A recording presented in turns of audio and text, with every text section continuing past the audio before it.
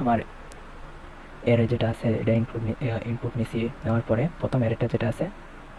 এরে ওটার সব মান আমি ইনপুট নিছি, নেওয়ার পরে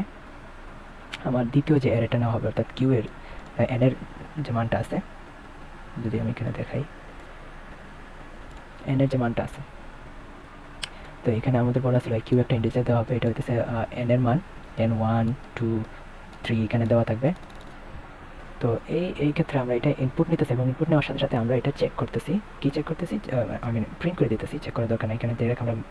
মিন ম্যাক্সের যে ফাংশনগুলো আছে এগুলো ইউজ করে এখানে দেখেন আমরা চেক করতেছি যে এর ফার্স্ট এলিমেন্ট যেটা আছে এটা থেকে আমরা এক বিয়োগ দিতেছি এবং আমাদের যে এন এর যে মানটা আছে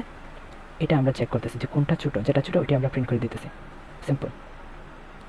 এখানে এটাই আমরা ইমপ্লিমেন্ট করছি, করার পরে এটি আমরা এখানে প্রিন্ট করে দিছি। Simple problem. এটা